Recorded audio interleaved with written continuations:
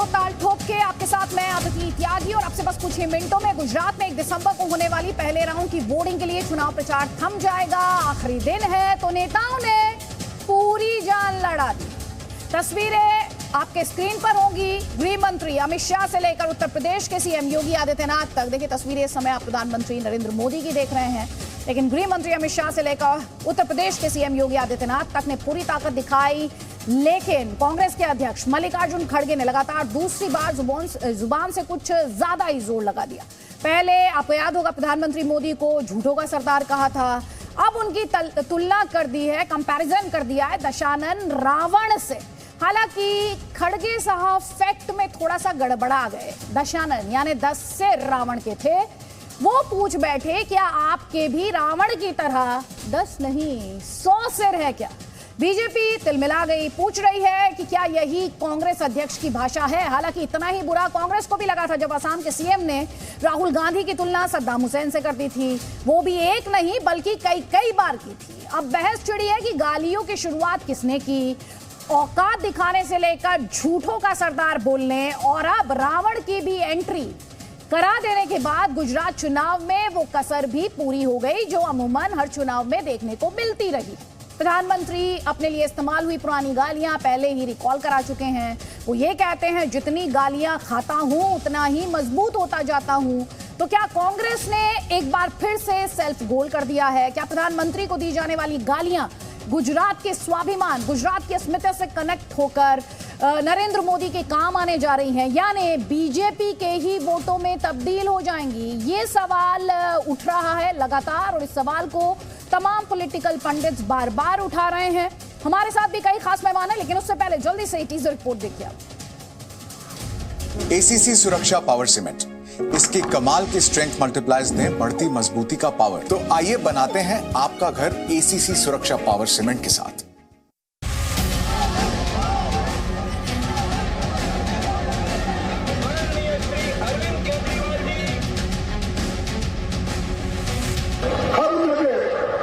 कितने क्या आपके रावण के जैसा 100 मुख है क्या?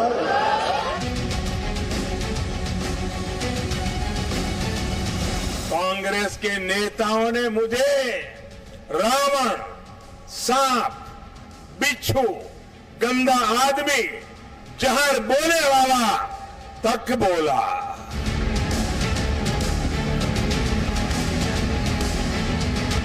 कांग्रेस वाला कहे छे आ मोदी ने एनी औकात बतावी देशु। औकात चौकीदार को गाली देने की कंपटीशन चल रही है।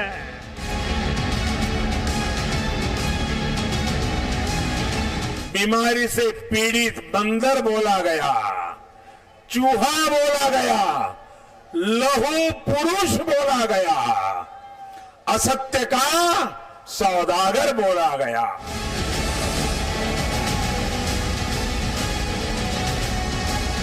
कितने बार झूठ बोलेंगे? झूठ पर झूठ, ये झूठों के सरदार है।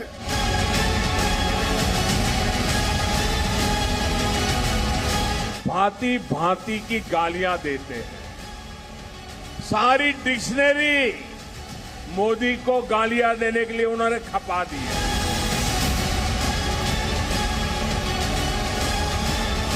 ये बोलने वाला कोई भी हो, लेकिन बुलवाने वाला तो नामदार ही होता है। और इस बहस में थोड़ी देर बाद हम आपको राहुल गांधी की महाकाल यात्रा पर भी जो उससे जुड़ी हुई तस्वीरें और इन्फॉर्मेशन पहुंचाएंगे। प्रधानमंत्री मोदी, आपको याद होगा जब महाकाल लोक का उद्घाटन करने उज्जैन पहुंचे थे तो कांग्रेस ने काफी तंज किया था, उन पर हिंदुत्व को कैश कराने का आरोप लगाया था। अब राहुल गांधी महाकाल के दर्शन करने पहुंचे हैं तो बीजेपी हमलावर है, कह रही है गुजरात में हिंदू वोटर्स को खींचने के लिए राहुल को मंदिरों की याद आई है।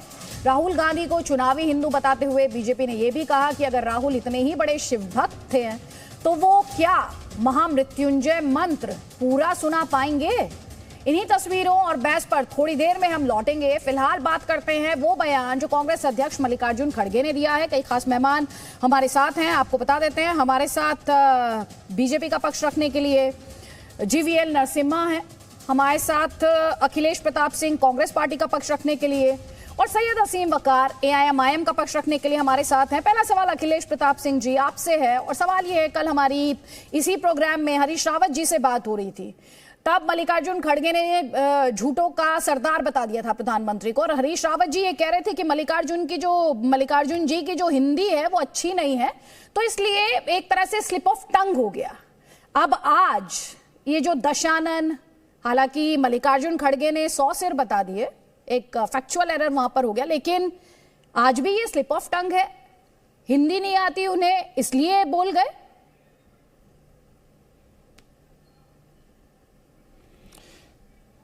आदित्य जी देखिए, गुजरात में बीजेपी की हालत बहुत पतली है, बहुत बुरी तरह हारने जा रही है, क्योंकि पिछले हर विधानसभा के चुनाव में गुजरात में उनका वोट प्रतिशत और संख्या बल घटता जा रहा है, और इसका आभास आदरणीय मोदी जी को भी है और बीजेपी को है।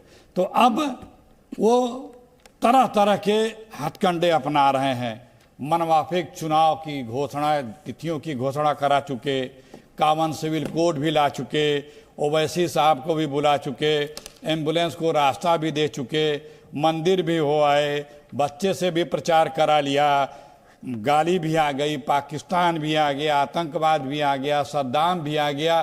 तो विक्टिम कार्ड खेलने के ये जो तरीके हैं मोदी जी के, जनता इसको बखूबी जान चुकी है।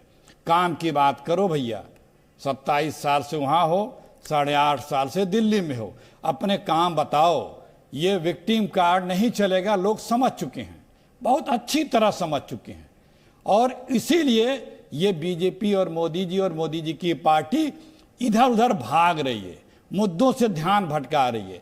आप बताओ आदरणीय मोदी जी, आपने कहा था कि 2022 तक अहमदाबाद तक, बंबई से अहमदाबाद तक बुलेट ट्रेन जरूर चलेगी। आपने शिलान्यास किया था कई साल, 7-8 साल पहले।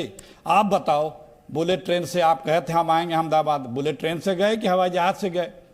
आपने वहां साबरमती नदी में पानी के ऊपर एक हवाई जहाज उतारा था, कहा था ये सर्विस अब कंटिन्यू चलेगी। वो सर्विस चल रही है क्या?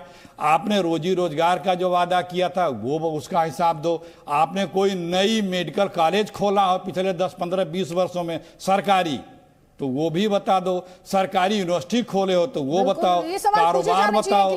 मोदी मॉडल तो मोरबी मॉडल हो गया है। जाने चाहिए, विपक्ष को ये सवाल जरूर उठाने चाहिए, लेकिन मेरा आपसे जो सवाल था वो रावण पर था। क्या वो जरूरी था? मेरा सवाल वो था। जी जी जी, देखिए, जब आप लोग ये सवाल करते हैं तो ये भूल जाते हैं कि क्या कांग्रेस आतंकियों की साथी है? मोदी जी कहते हैं ना, हम लोग आतंकवाद के पोषक हैं। कांग्रेस जीतेगी तो पाकिस्तान खुश होगा।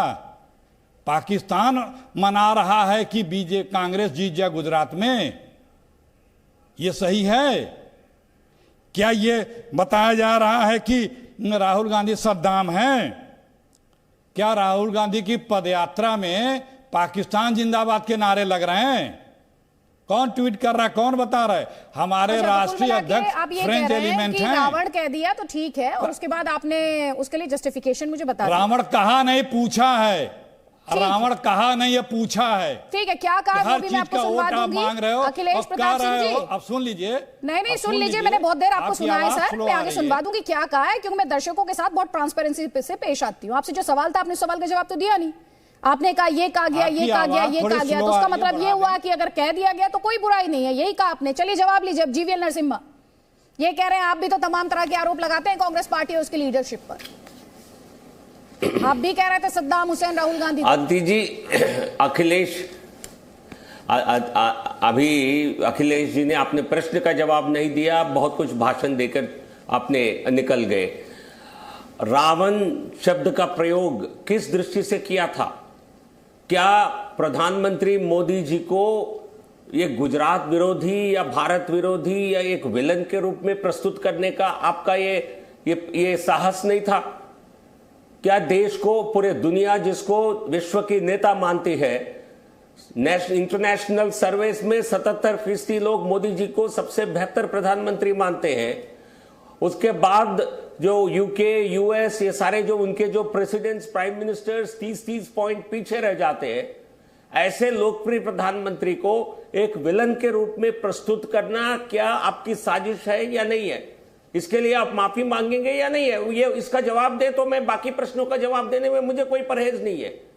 बट लेकिन बार बार चुनाव नजदीक आते आते राहुल गांधी यहां मिस हो गए, पता नहीं कहां खो गए। केवल एक दिन के लिए गुजरात में आए, उसके बाद गायब हो गए, क्योंकि वो चाहते हैं पूरा इसका जो हार का, गुजरात का हार का जो उसका दोष है खरगे के सर पर उसको उस पर बांधा जाए, तो इसलिए उन्होंने खरगे जी के नाम पर छोड़ के चले गए, लावारा छोड़ दिया एक तरह से खरगे जी को। खरगे जी एक बड़े नेता है, मैं उनका सम्मान करता हूं। क्या ये डायलॉग उनका है या उनसे बुलवाया जा रहा है? ठीक है, जो राहुल गांधी अखिलेश कहते प्रताप हैं, सिंह ये अक्सर पूछ इस रहे प्रकार का राहुल हैं गांधी, जो सोनिया गांधी मल्लिकार्जुन खड़गे ने कहा, जो कांग्रेस प्रेसिडेंट ने कहा, ये डायलॉग उनका है भी या उनसे कहलवाया जा रहा है? अरे पहले ये बताएं, आदरणीय प्रधानमंत्री जी जो कह रहे हैं कि कांग्रेस आतंकियों के हितैषी है, इस देश की कोई राजनीतिक दल आता, हम कांग्रेस के लोग आतंकियों के हितैषी हैं? एक प्रधानमंत्री के लिए शोभायमान चीज है? बड़े शोभायमान प्रधानमंत्री जी हमारे हैं कि अपने विपक्षी दल को आतंकियों का हितैषी कह दें। इनके लोग, ये लोग कहें पाकिस्तानी है, पाकिस्तान में खुशियां मनेंगी। अरे अपने आप को देखो भाई, बोलचाल की भाषा, मुद्दे पे आओ ना। विक्टिम कार्ड खेलना बंद करो, पहचान गई है जनता आपको। सिर्फ यही कह के आप जो लोग यहां वहां की बातें करके वक्त आने पे अपने कामों का हिसाब ना दे करके, अपने उपलब्धियों की बात ना करके मोरबी के हत्यारों को क्यों बचा रहे हो? क्यों बचा रहे हो? लाल किले से आप भाषण दोगे बेटी बचाओ बेटी पढ़ाओ, और बेटियों के हत्यारे बलात्कारियों को आप रिहा करोगे और उनको आप महिमा मंडन करके अपना आदर्श बनाओगे। जवाब ले लीजिए। बड़े संस्कारी हैं वो बलात्कारी, गजब परिभाषा है अदिति जी। बलात्कारी भी इनके यहाँ संस्कारी होते हैं, वो भी सजा। धन्य है ऐसी पार्टी, धन्य है। जीवीएल नरसिम्हा आज किस सुन लीजिए, जिस अभी हाल में एडीआर रिपोर्ट आई थी, वो हमारी संस्था नहीं है, ज्यादातर हमारे आलोचना करती है। उनका रिपोर्ट में लिखा गया जिस प्रकार क्रिमिनल एंटीसीडेंट्स, क्रिमिनल बैकग्राउंड के कैंडिडेट्स को आपने टिकट दिया है, कांग्रेस पार्टी ने दिया है दुगनी संख्या में, तो शर्म कांग्रेस पार्टी को आनी चाहिए। और मेरा जो सवाल था, खरगे जी का डायलॉग जैसा मौत का सौदागर सोनिया गांधी बोलकर गई थी एक चुनाव में, गुजरात की जनता को बहुत खराब लगा, वो भी किसी फिल्मी लेखक ने उनको लिख के दिया था। तो मैं आज पूछ रहा हूं, क्या खरगे जी के डायलॉग, ये झूठों का सरदार, ये इस प्रकार का गाली देने के लिए वो गुजरात आ रहे हैं, क्या माननीय खरगे जी को कौन लेखक लिख के दे रहा है? ये राहुल गांधी स्क्रिप्ट राइटर है और कोई है? और जहां तक मोरबी हो, वो घटना के लिए भारतीय जनता पार्टी के सरकार ने तुरंत एक्शन में आकर के सभी को राहत देने का काम किया है, और जो भी जिम्मेदार है सबको सलाखों के पीछे बंद करने का काम किया है। एक कमीशन ऑफ इंक्वायरी को तुरंत बिठाया है, उस रिपोर्ट के आधार पर जो भी गुनहगार हो किसी को नहीं बख्शेगी। तो ये हम आपकी सरकार के, कांग्रेस की सरकारों की तरह नहीं है।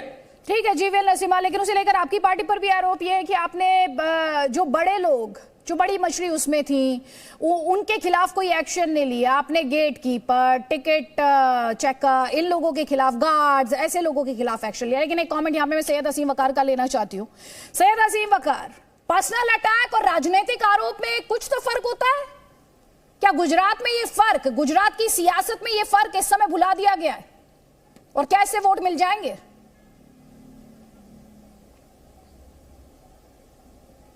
आवाज नहीं आई आपकी, इसमें जनता का सवाल कहां आपने पूछा है? अच्छा, आवाज नहीं आई आपको? राजनीतिक आरोप नहीं, तो वोट जनता देती है कि कौन देता है? दीदी त्यागी वोट देती है, जनता वोट देती है? एक किस्सा सुनाऊं आपको। एक गांव में एक पंडित जी रहते थे, उनके 2 लड़के थे। तो गांव में जो आबादी थी वो 2 जगह बटी हुई थी। एक थोड़े से बड़े लोग थे, दूसरे थोड़े से उनसे छोटे लोग थे। तो पंडित जी ने अपने बड़े बेटे से कहा कि जाओ और जो बड़े वाले लोग हैं उनके साथ खड़े हो जाओ और छोटे वालों की पिटाई करो। फिर थोड़ी देर बाद पंडित जी ने छोटे लड़के से कहा कि तुम जाओ और जाके अपने बड़े भाई के खिलाफ खड़े हो जाओ और छोटे वालों के साथ जाके उनके हाँ में हाँ मिलाओ और जो बड़े लोग गांव के हैं उनका विरोध शुरू कर दो। दोनों भाइयों ने कहा इससे क्या फर्क होगा, कन्ने जाके करो पहले। दोनों गए, दोनों ने अपने पिताजी की बात मानी। बड़ा भाई आला लोगों के साथ खड़ा हो गया, छोटा भाई थोड़े से नीचे लोगों के साथ खड़ा हो गया। खूब दोनों में लड़ाइयाँ हुई, दोनों भाइयों ने एक दूसरे का विरोध किया। फिर जब चुनाव आया तो बड़ा भाई जीत गया। 5 साल बाद फिर चुनाव आया, फिर छोटा भाई जीत गया। तो पिताजी ने कहा कि देखो फर्क समझ में आया कि कभी तुम जीतोगे कभी तुम जीतोगे, इन दोनों को बेवकूफ बनाते रहो। वही हाल जो है वो इस वक्त कांग्रेस और बीजेपी कर रही है। ये दोनों मौसेरे भाई हैं। वो एक मसल कही गई है, चोर चोर मौसेरे भाई। ये आपस में खुद ही एक दूसरे को गाली गलौज करके ये लोगों को धोखा दे रहे हैं और उसमें आप भी धोखा खाई जा रही हैं इनके चक्कर में। आप समझ रही हैं कि आप किसी का पक्ष ले रही हैं। नहीं, मैं तो बिल्कुल धोखा नहीं खा रही। मैं तो ये भी पूछने वाली थी आपसे, जो बड़ा भाई छोटा भाई आप कह रहे थे, मैडम बड़ा भाई छोटा भाई तो आप पर भी तो आरोप लगते हैं। अब आप पर भी तो आरोप लगते हैं ना किसी का छोटा भाई होने के। अरे अरे और वो मौसेरा भाई होने के। बोलने तो दीजिए आप। अरे बात तो सुनिए, वो पंडित जी के जो बड़े बेटे थे उनके साथ आप हैं। अच्छा। और जो छोटे बेटे थे उनके साथ अखिलेश प्रताप सिंह जी हैं। अच्छा। और अखिलेश प्रताप सिंह छोटे बेटे के साथ है पंडित जी के, और आप बड़े बेटे के साथ। बड़े बेटे बनना चाह रहे हैं आप, ये बता दीजिए। छोटे बेटे हैं अभी, बड़े बेटे बनना चाह रहे हैं। 13 सीट से 182 का सफर तय करना चाह रहे हैं। अरे मोहतरमा, अरे भाई मैं तो कुछ बोलता भी नहीं हूँ, आप बेवजह में नाराज हो जाती हैं। अरे सर, आपसे सवाल पूछना नाराजगी? कुछ भी नहीं बोला मैंने। आपसे सवाल पूछना नाराजगी कैसे हो गया? आपने स्टोरी सुनाई थी, मैं उसका मोरल समझा रही हूँ दर्शकों को। मोरल ऑफ द स्टोरी होता है ना, खाली जवाब दे रहा हूँ, काम नहीं चलता है। हाँ, जवाब दे रहा हूँ। हम लोग जनता को ये बता रहे हैं कि ना इनके चक्कर में फंसो ना इनके चक्कर में फंसो। ये दोनों जनता की बात नहीं कर रहे हैं। अच्छा। ये उनको गाली बक रहे हैं, वो उनको गाली बक रहे हैं। वो उनको सद्दाम कह रहे हैं, वो उनको फला कह रहे हैं। अपने मुद्दों की बात करो, अपने बच्चों की बात करो, इनकी छोड़ो। अपने बच्चों के भविष्य की बात करो, अपने रोजगार कारोबार की बात करो, अपने गुजरात की बात करो। ये गुजरात तुम्हारा है, ना इनका है ना इनका है। ये गुजरात गुजरातियों का है, उनके आने वाली नस्लों का है। हाँ ठीक है, आप किसकी बात कर रहे हैं? गुजरातियों की, गुजरात के लोगों की। अच्छा, नहीं करना चाहिए। नहीं गुनाह कर रहे हैं हम। एक सेकेंड, अपना मैनिफेस्टो तो आप लाते नहीं है? लाए हैं मैनिफेस्टो? मैडम सुनिए सुनिए सुनिए, जो लोग मैनिफेस्टो लाते हैं या जो लोग जबान से कहते हैं, आपने कभी उनसे तो पूछा ही नहीं। एक साहब तो एक शेर लेके आए थे मेक इन इंडिया का, वो शेर ने तो चलिए सुनिए, उस शेर ने तो आत्महत्या कर ली मेक इन इंडिया वाले ने। जनता से सुनिए, मैं आपको सुन नहीं पाई। वो शेर जो मेक इन इंडिया वाला था वो देश छोड़ के भाग गया। मैडम मैनिफेस्टो है तो आप उनके सामने टिक पाएंगे? फिर मेरे साथ बहस में करेंगे? फिर उन दोनों से सवाल पूछ लूंगे मैनिफेस्टो पे तो। मैडम मैनिफेस्टो जिनके पास है, मैनिफेस्टो में, अरे बात तो सुनिए, मेरी बात ही नहीं सुन रही हैं आप। उनके मैनिफेस्टो को तो 2 मिनट में धज्जी उड़ा दूंगा। अच्छा, अब मैं सच बोलने जा रहा हूं। देखिए, मोदी जी ने जितने वादे किए थे वो सब पूरे किए। मैं बोल रहा हूं, अगर मैं झूठ बोलूं तो मुझे टोक दीजिएगा बीच में। देखिए, मैं मोदी जी की तरफ से बोलने जा रहा हूं। यही तो आपकी पार्टी पर आरोप लगते हैं कि आप बीजेपी की मदद करते हैं। आप तो डिबेट में ही बता दे रहे हैं। अरे ऐसा जुल्म मत कीजिए। अच्छा एक मिनट मैडम, अरे जुल्म आप मुझ पे कर रही हैं, आप मुझे बोलने नहीं दे रही हैं। अच्छा देखिए, मैं अब मैं मोदी जी का पक्ष लेने, अब मैं सच बोलने जा रहा हूं। नहीं सच सुनिए, देखिए पहला नेता है देश का जो सच बोल रहा है। देखिए सच बोल रहा हूं, मोदी जी ने 2 करोड़ नौकरी का वादा किया था, 4 करोड़ दे दी। बताइए झूठ बोल रहा हूं सच बोल रहा हूं? मोदी जी ने कहा था कि 40 रुपए में पेट्रोल बेचेंगे, 35 रुपए में बेच रहे हैं आजकल, 35 रुपए में बेच रहे हैं। मोदी जी ने कहा था 300 रुपए की गैस बेचेंगे, 250 रुपए की बेच रहे हैं। चलिए आप 3 बातें बता दीजिए जो आप कर देंगे। मैडम अच्छा बताइए, मैं झूठ बोल रहा हूँ सच बोल रहा हूँ? ठीक, नहीं खाली इतना बताइए, मैं झूठ बोल रहा हूँ सच बोल रहा हूँ? AIM उठाएगी 3 ऐसे कदम। चलिए नहीं, पहले बताइए जो मैंने अभी बात बताई मोदी जी के कामों के बारे में। आप वहां जाकर वोट मोदी जी की नाकामी पर मांग रहे हैं कि अपनी अच्छाई पर मांग रहे हैं, ये बता दीजिए मुझे। अच्छा, आपने माना मोदी जी नाकाम है? आपने नहीं, तब एक्सेप्ट किया मोदी जी नाकाम है? सर आपको जबरदस्ती का नहीं accept बातों को किया। तोड़ मरोड़ने की आदत है। आप मोरल ऑफ स्टोरी सुनाते हैं, मोरल ऑफ द स्टोरी पे नहीं जाते। आप दोनों पार्टियों पर आरोप लगाते हैं, आपकी पार्टी पर जो आरोप लगते हैं उस पर जवाब नहीं देते। आप दूसरे की नाकामी गिनवाने के दावा कर रहे हैं कि आप अपने लिए, आपके पास कोई विजन भी है, आपके पास विजन भी नहीं है। तो यहाँ पर कौन क्या देख रहा है? और जनता जिसकी बात कर रहे थे ना, गुजराती जनता, वो बहुत समझदार है। नहीं, आप बहुत मैनिफेस्टो की बात कर रही थी। वो आपको देख रही है, आपकी मैंने राजनीति सोचा को भी समझ रही हो, कह रही होगी नकारात्मक राजनीति है। नकारात्मक राजनीति डिरेल ना कीजिएगा डिबेट को। मैं अपनी डिबेट जानती भी हूँ, समझती भी हूँ।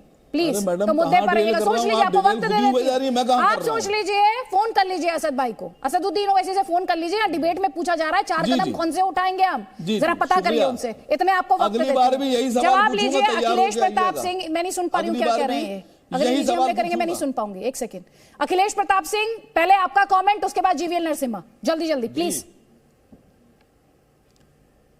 देखिए, सबको पता है ये तो कह रहे हैं बड़ा भाई छोटा भाई आप दोनों। के राजनीति में आपने सुना अखिलेश जी, बड़ा भाई छोटा भाई, आपको छोटा भाई बताया उन्होंने।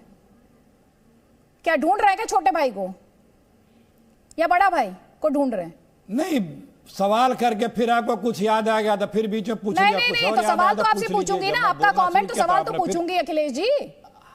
अरे भाई, तो बीच चलिए, खैर उस बहस में नहीं तो समय व्यर्थ होगा। देखिए, सबको पता है कि जब आदरणीय मोदी दिल्ली के राजनीति में आए तो ओवैसी साहब का उद्भव हुआ। पूरे दुनिया में, हिंदुस्तान में ओवैसी साहब के 12 MLA हैं, 2 सांसद हैं। लेकिन बिना ओवैसी साहब के हिंदुस्तान की न राजनीति चलती है, न शाम के टीवी का बहस होता है। इनसे कम 2 दर्जन पार्टियां ऐसी रीजनल पार्टियां हैं कि जो इनसे ज्यादा विधायक और सांसद जिनके हैं, लेकिन वो टीवी डिबेट में नहीं आते हैं, ना उनके चुनाव में चर्चा होती है, ना कहीं वो चुनाव लड़ने जाते हैं दूसरे प्रदेशों में। क्यों? क्योंकि ये छोटे भाई बड़े भाई दोनों एक दूसरे के, एक सिक्के के 2 पहलू।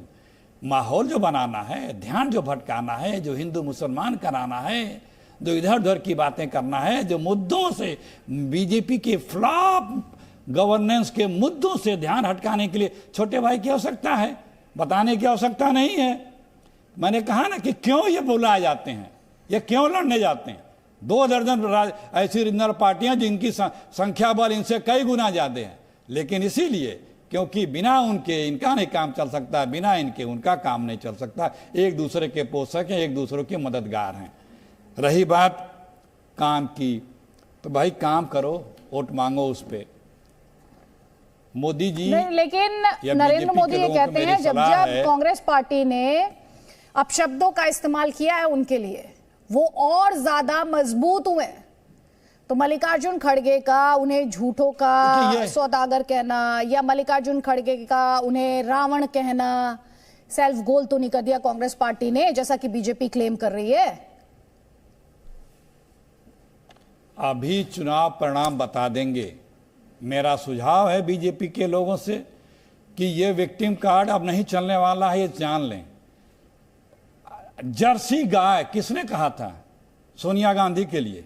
कांग्रेस की विधवा, फ्रीजियन बछड़ा, बाथरूम में रेनकोट पहन के नहाने वाले मनमोहन सिंह के, नाइट वॉचमैन, देहाती औरत, सोनिया को कौन सी बीमारी, 50 करोड़ की गर्लफ्रेंड, खूनी पंजा, शैतान, दीमक, मुगलिया राज, लड़कियों के बारे में क्या क्या कहा था, 4 बजे तो क्या क्या होगा, चाय वाले वो मामा के घर से लाए थे, ये सब किसने बोला था? और भी बड़ी लंबी लिस्ट है। इन सब चीजों में जितना जाओगे ना भैया बीजेपी वालों, आपकी कलई खुलेगी। क्योंकि आदरणीय मोदी जी का जो भाषा है पर निंदा और आत्म प्रशंसा के बियॉन्ड एक शब्द नहीं है, और वो भी प्रॉम्प्टम पर लिखा हुआ, अगर प्रॉम्प्टम कहीं बंद हो गया तो वो भी नहीं आता है। और ये कहते हैं दुनिया कितने पावरफुल।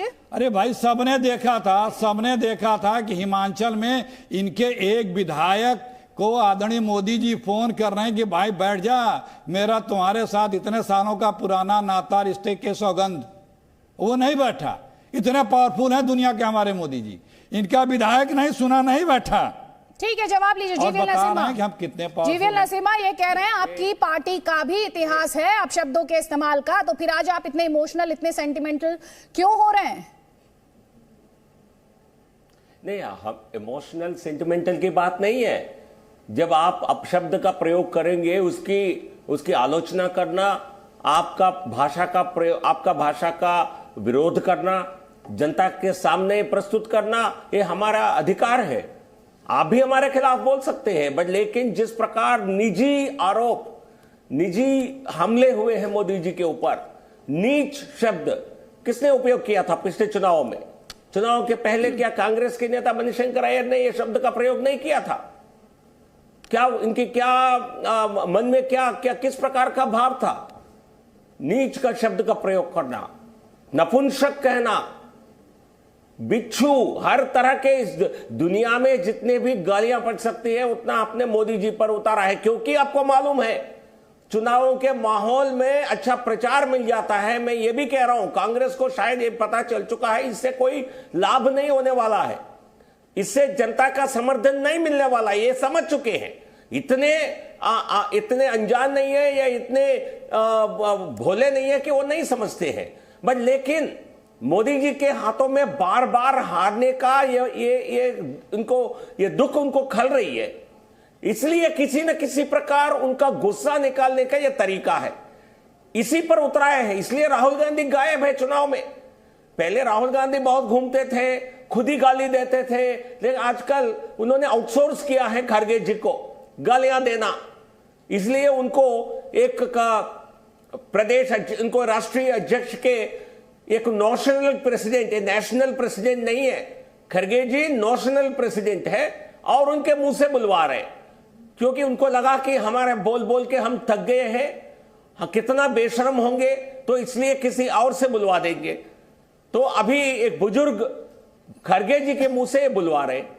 हमारी तरफ से कभी आरोप हुआ है तो उसका आलोचना आप कभी भी कर सकते हैं, लेकिन मोदी जी के प्रति आपके मन में एक दुर्भावना केवल नहीं, एक नफरत है, वो ही आपको खल रही है। मैं बता रहा हूं आपको, राजनीति में इसका कभी लाभ नहीं मिलने वाला है। ठीक है, जवाब लीजिए। और जहां तक एमआईएम कांग्रेस का सवाल है, एमआईएम कांग्रेस, एमआईएम दोनों एक जैसे पार्टियां हैं। मुझे समझ नहीं आ रहा है क्यों एक दूसरे को आलोचना कर रहे हैं।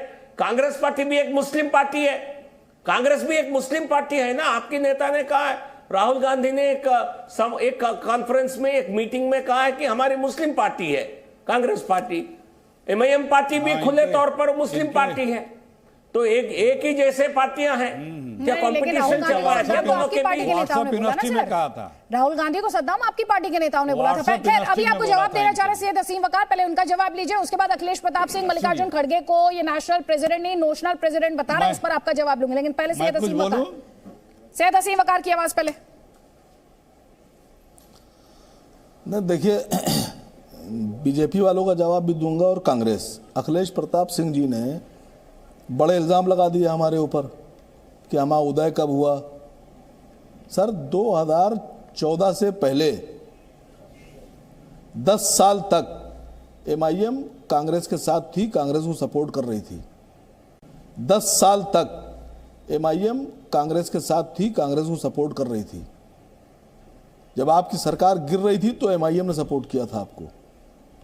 दूसरी बात, आपने कहा कि हमारी वजह से सरकार बन रही है बीजेपी की, हम बना देते हैं। बहुत कान खोल के सुनिएगा जनाब, गोवा में जनता ने कांग्रेस पार्टी की सरकार बनाई, कांग्रेस को वोट दिया, जनता ने कहा आई हेट बीजेपी गोवा में, और कांग्रेसियों ने कहा आई लव बीजेपी और बीजेपी की सरकार बना दी। मध्य प्रदेश में जनता ने कहा आई हेट बीजेपी और कांग्रेस की सरकार बनाई, और कांग्रेसियों ने, जो जन्मजात कांग्रेसी कहला रहे थे अपने को, जो राहुल गांधी के कंधे पे कंधा मिला के चल रहे थे, उन्होंने कहा आई लव बीजेपी और जाके सरकार बना दी बीजेपी की। मणिपुर में कांग्रेस की सरकार बनी जनता के द्वारा और आप लोग मोहब्बत कर बैठे बीजेपी से। इल्जाम हम पे लगा रहे हैं। सर, हमारी क्या गलती है? बीजेपी का नेता निकलेगा कांग्रेस में, कांग्रेस का नेता निकलेगा बीजेपी में, और इल्जाम आप हमारे पे लगा रहे हैं। ठीक है, जवाब लीजिए। यकीन कैसे दिलाएंगे सर? ठीक है, अखिलेश अब एक मिनट जेवीएल साहब का जवाब सुन लीजिए। जेवीएल साहब ने कहा कि कांग्रेस भी मुस्लिम पार्टी और एमआईएम भी मुस्लिम पार्टी। क्या गुनाह है मुसलमान होना? आपको शर्म नहीं आती है? आप देश की एक दूसरी बड़ी आबादी को ये कह रहे हैं कि ये मुस्लिम है इसलिए गुनहगार हैं, ये दोषी हैं। आप सांसद हैं सर, आपने शपथ ली है हो सकती है इस देश में एकता और अखंडता की। एक देश में मुस्लिम पार्टी नहीं हो सकती है, मैं बता रहा हूं। आपके नाम पे ही मुस्लिम है, अपने आप में एक गुनाह है। सांसद जी साहब जवाब तो सुनिए, आपसे कम काबिल नहीं हूं, इसका यकीन कीजिए। अकाली दल पार्टी हो सकती है, शिवसेना पार्टी हो सकती है, बजरंग दल हो सकता है, विश्व हिंदू परिषद पार्टी हो सकती है। पार्टी नहीं है बजरंग दल और आसिम वकार अगर पार्टी नहीं है, में है नहीं तो क्या अकाली दल नहीं? अकाली दल धर्म के आधार पर नहीं बनी है।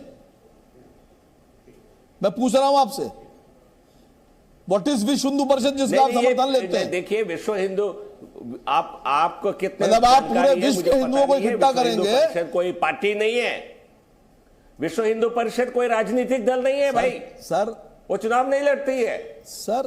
बजरंग दल चुनाव नहीं लड़ती है, तो इसलिए ये आरोप बिल्कुल गलत है सर। अरे नहीं कौन से चुनाव मेरी अकाली दल के साथ आपका अलायंस है? नहीं वीएचपी अकाली दल के साथ आपका अलायंस है। दरअसल हुआ क्या है, तो मेरा जो वासिम भाई कोई धर्म के नाम पर कोई राजनीति करना, क्या आप चुनाव में धर्म के नाम पर वोट मांग सकते हैं? आपको आपकी मान्यता को रद्द किया जाएगा, ये कानून है। रिलीजियन के नाम पर, इवन जाति के नाम पर आप हमारी मान्यता रद्द कर देंगे? देखिए क्यों नहीं हो सकता? आप गुजरात के दंगों पर वोट मांग सकते हैं, आकर मांगिए।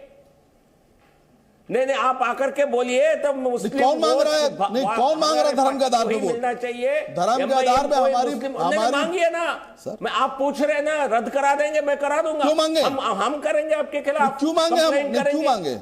हम करेंगे कंप्लेंट। आप आकर के कह दो, आप आकर के कह दो हम मुस्लिम वोट्स, हम मुस्लिमों का वोट केवल हमको मिलना चाहिए। आप मुस्लिम के नाम पर वोट मांगिए, बिल्कुल आपके खिलाफ कंप्लेंट की दर्ज किया जाएगा इलेक्शन कमीशन में। आपने गुजरात में कितने मुसलमानों को वोट टिकट दिया है? गुजरात में कितने मुसलमानों को टिकट दिया आपने? आप देखिए वासिम भाई, आप चर्चा नहीं वो सब क्यों नहीं, आपको बताना पड़ेगा। आप चर्चा से हर मुद्दे से भटक रहे हैं। आप मुद्दे से भटक रहे नहीं सर, हम आपकी टांग पकड़े ले रहे हैं। कह रहे हैं कि हम आपकी टांग पकड़े ले रहे हैं सर। डिबेट में ही एक्शन में आ गई है, हंस रहे हैं वो। सैयद असीम मैं आपसे कह रहा हूं कि आपने गुजरात में कितने मुसलमानों को टिकट दिया? आपने भारतीय जनता पार्टी की तरफ से आप एक सेकंड में आपसे एक सवाल समझना चाह रही हूँ। ये मैंने बहुत बार सुना है, ये कहाँ लिखा है कि हिंदू का विकास हिंदू ही कर सकता है और मुसलमान का विकास मुसलमान ही कर सकता है? सैयद असीम वकार, ये सवाल है मेरा आपसे। नहीं, ये कहाँ लिखा है कि हम 543 विधान लोकसभा लड़ाएंगे और एक भी मुसलमान को टिकट नहीं देंगे? क्योंकि इस सवाल का जवाब आपके पास नहीं है। मैंने जो आपसे सवाल पूछा उस सवाल का जवाब आप दीजिए। और ये मैं सबसे कह रही हूँ, ये खाली एआईएमआईएम के लिए नहीं कह रही हूँ, मैं ये सबके लिए कह रही हूँ। तो आपको ये हिंदुओं के रहनुमा जो बनते हैं उन्हें भी कह रही हूँ, जो मुसलमानों के रहनुमा बनते हैं उन्हें भी कह रही हूँ। और मैं समझना चाह रही हूँ कि ऐसा रिलीजन से एडमिनिस्ट्रेशन स्किल कैसे डिफाइन होता है, मैं ये समझना चाह रही हूँ। क्योंकि ग्राउंड पर तो उन स्किल्स की जरूरत पड़ती है, मजहब से तो काम चलता नहीं है। अब आपसे मेरी एक गुजारिश है, आप बेहतरीन पत्रकार हैं, आप सवाल पूछे जेवीएल से कि गुजरात में मुसलमान को टिकट क्यों नहीं दिया? पूछिए सवाल।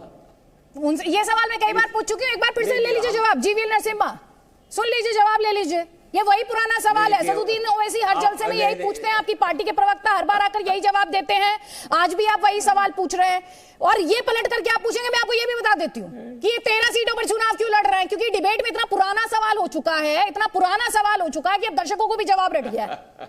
ले लीजिए, चलिए एक बार फिर से सुन लीजिए जीवीएल नरसिम्हा, 30 सेकंड्स है। ये इतनी वही पुरानी डिबेट्स में घुमाना, उन्हीं पुराने सवालों में घुमाना नहीं। मैं जनता को कोशिश करती हूँ कुछ नया लेके जाएं डिबेट से, लेकिन ठीक है, इन्होंने पूछा, जवाब दे दीजिए जीवीएल नरसिम्हा। 30 सेकंड्स है आपके पास। नहीं आज दीजिए। आपने वासिम भाई को और एमआईएम को इतना टाइम दिया है, इतने मिनट सेकंड दिए हैं, उतना वोट नहीं मिलने वाला है उनको गुजरात में। फिर भी ठीक है, सवाल पूछे तो जवाब दे ही देता हूं। मुस्लिम मतदार किस समाज से किस व्यक्ति को टिकट देना है, ये उनके जीतने के आधार पर हम देते हैं। हम किसी वर्ग या किसी धर्म के नाम देखकर नहीं देते हैं। हमारे यहां हमने कई बार ऐसे टिकट दिया है, कुछ व्यक्ति जीत नहीं पाते हैं, हमें उन वर्ग का ज्यादा वोट नहीं मिला है। हम चुनाव केवल हारने के लिए टोकनिज्म के नाम पर चुनाव नहीं लड़ते, ये भी मैं बता रहा हूं। हमने भी 3 दे दिया, 4 दे दिया, दिखाने के लिए हम नहीं करते। ठीक है, जीवीएल नरसिम्हा कह रहे हैं कि हम विनेबिलिटी के आधार पर टिकट देते हैं। ठीक है सर, विनेबिलिटी की बात आप यहां पर कर रहे हैं, हम यहां पर बात कर रहे थे। पहले आपने सुना अपशब्दों को लेकर बात हो रही थी, अपशब्दों की क्या जगह है पॉलिटिकल डिस्कोर्स में। अब हिंदुत्व के ट्रैक पर चलते हैं, टेंपल रन की बात कर लेते हैं। और राहुल गांधी उज्जैन पहुंच चुके हैं, जिस महाकाल लोक का उद्घाटन प्रधानमंत्री नरेंद्र मोदी ने किया था, तस्वीरों के साथ और तारीख के साथ आप वो तस्वीरें देख पा रहे हैं। अब उसी की सुंदरता राहुल गांधी देख रहे हैं। राहुल गांधी ने महाकाल मंदिर में पूजा भी की है। कुछ दिनों पहले जब नरेंद्र मोदी ने महाकाल का उद्घाटन किया था तो कांग्रेस ने तंज कसा था और यह आरोप लगाया था कि वो हिंदुत्व को कैश कराना चाहते हैं। अब राहुल गांधी महाकाल लोक पहुंचे तो बीजेपी भी चैलेंज दे रही है, चुनौती दे रही है कि जरा महामृत्युंजय मंत्र भी पूरा सुना दे राहुल गांधी। बीजेपी राहुल गांधी को चुनावी हिंदू भी बताती है, तो कांग्रेस ये कहती है क्या हिंदुत्व पर सिर्फ बीजेपी का कॉपीराइट है?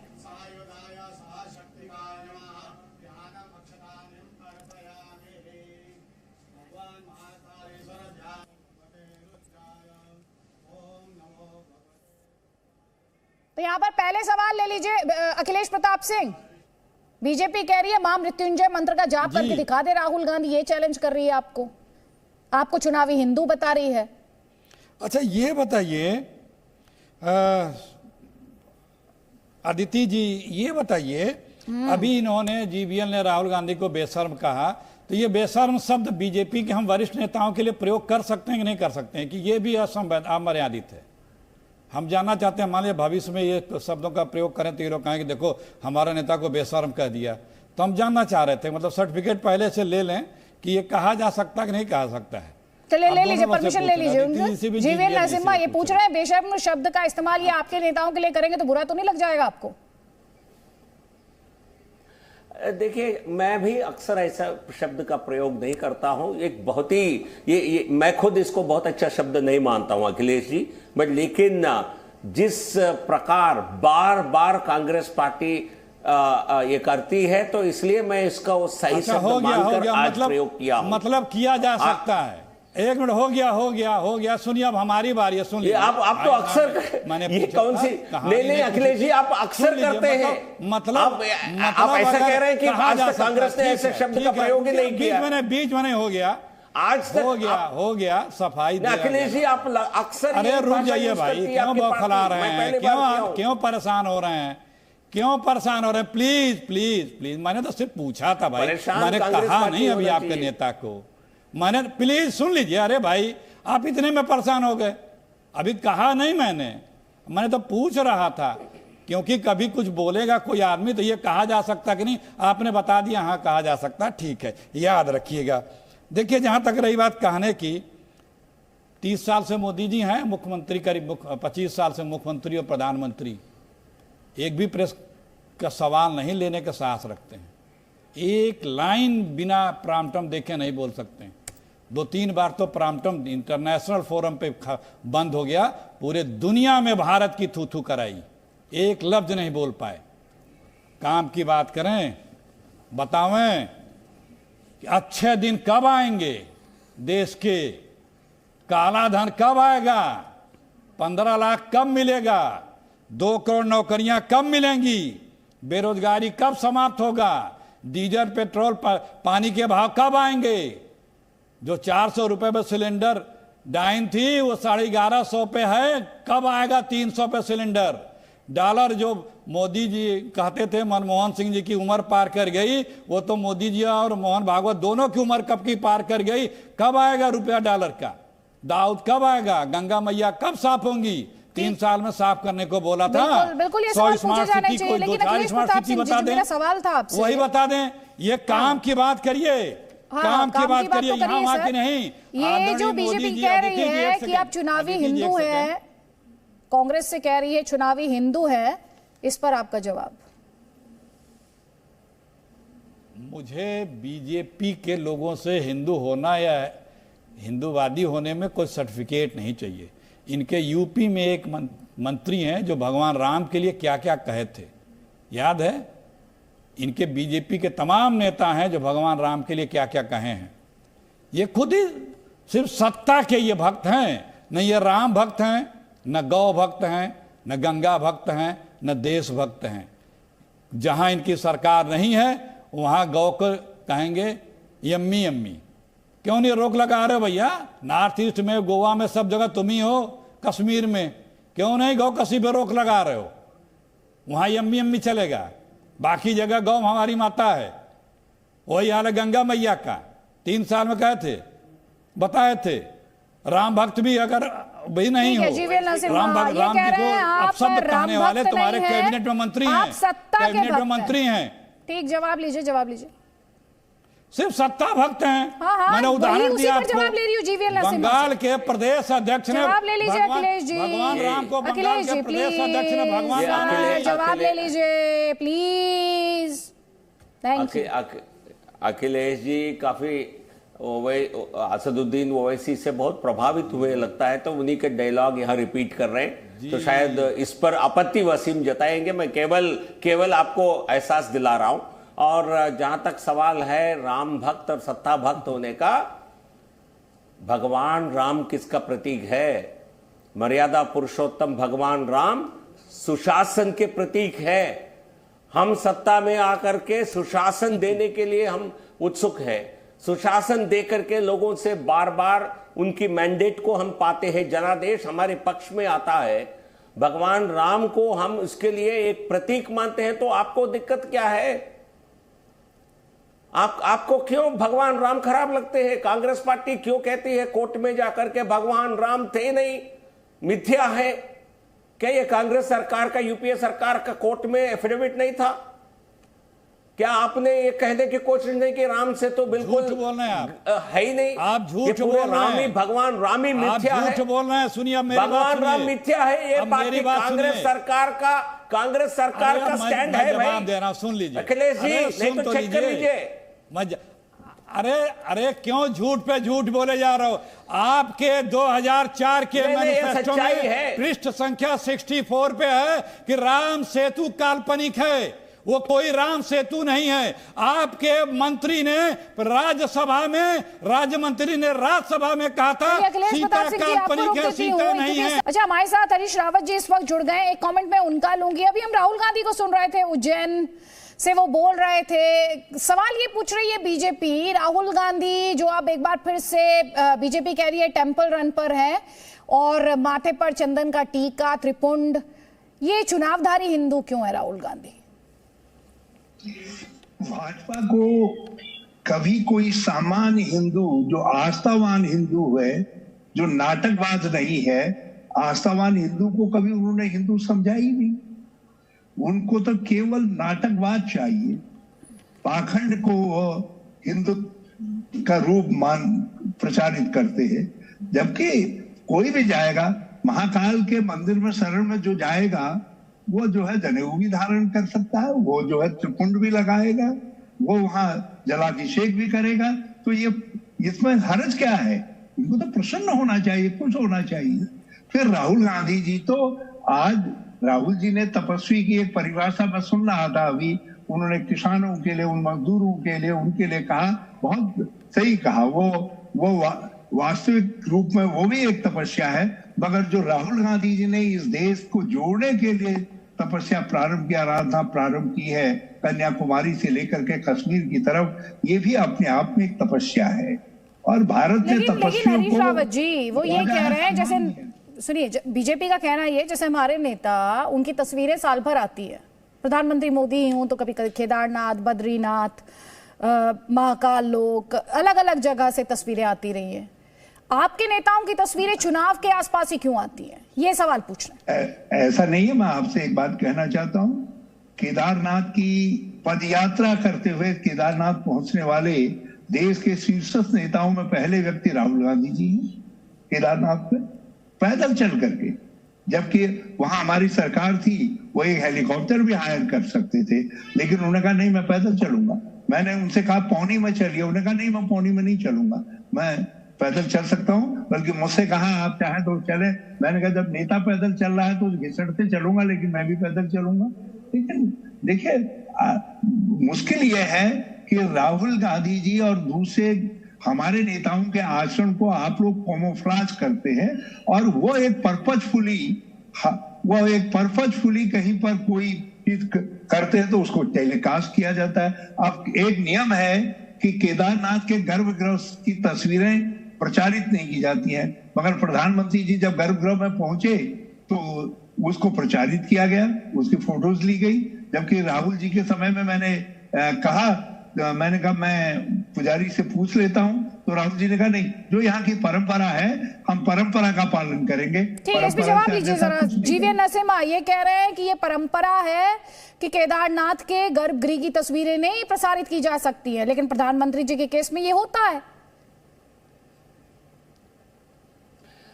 देखिए, जब कांग्रेस पार्टी एक हिंदू विरोधी पार्टी के रूप में जनता में स्थापित हो गई है, तो इस प्रकार बीजेपी पर और मोदी जी पर किसी प्रकार एक खींचन उछालने की एक कोशिश है। देश की जनता और पूरे श्रद्धालु माननीय मोदी जी को एक तरह से देखा जाए तो हिंदू टेम्पल्स की रिवाइवल के लिए, उनके उत्थान के लिए पूरे भारत और विश्व में जो हिंदू है मोदी जी के प्रति बहुत आभार व्यक्त कर रहे हैं। काशी का भव्य कॉरिडोर हो, बाबा विश्वनाथ का कॉरिडोर हो, या उज्जैन के जो महाकाल मंदिर के परिसर मध्य प्रदेश सरकार के द्वारा जो किया गया वो हो, और हर स्तर पर एक भारत की एक तरह से हमारे कल्चरल इतिहास है, ये हमारे सांस्कृतिक विरासत है। इस विरासत पर देश की जनता को नाज है। भारतीय जनता पार्टी के द्वारा, मोदी जी के सरकार के द्वारा जो कार्य हो रहा है उसको लेकर देश की जनता प्रसन्न है। कांग्रेस पार्टी नेहरू जी से समय से लेकर अभी तक नेहरू जी ने भी जवाब ले लीजिए। हरीश रावत जी मैं ले रहा हूं। हाँ देखिए, नरसिम्हा जी से एक बात कहिए, जो हमारे मंदिर हैं ये मानवता के उत्थान स्थल हैं। अब मोदी जी इन मंदिरों का उत्थान करने लग गए हैं। ये पहली बार सुनाई दे रहा है कि हमारे शंकराचार्य और दूसरे लोग तो सब पृष्ठभूमि में चले गए हैं और ये महान शंकराचार्य पैदा हो गए हैं नरेंद्र मोदी जी के रूप में, जो हमारे हिंदू मंदिरों का उत्थान कर रहे हैं, काशी विश्वनाथ का या केदारनाथ का उत्थान कर रहे हैं। अरे ये तो मानवता के उत्थान स्थल हैं नरसिम्हा जी, जरा अपनी बात को सुधारिए। और दूसरी बात ये रही, हम कभी भी हिंदू विरोधी नहीं थे, हम तो हिंदू हैं, लेकिन हिंदू धर्म को, आइडियोलॉजी को भी मानते हैं, और मगर हम हिंदू धर्म के उस रूप को देखते हैं जो रूप विवेकानंद जी ने शिकागो में कहा था, दुनिया के सामने जो बताया था। तो इसी पॉइंट पर मैं छोड़ूंगी, मेरे पास समय का अभाव है। यहाँ पर हर व्यू पॉइंट को दिखाने की, जनता के बीच पहुंचाने की हमारी कोशिश रहती है ताल ठोक के में। आप सभी का बहुत बहुत धन्यवाद कि आपने इतना वक्त दिया हमारे इस डिस्कशन में, और जाहिर तौर पर गुजरात की जनता को भी तमाम मुद्दों पर यहाँ पर क्लैरिटी मिली होगी।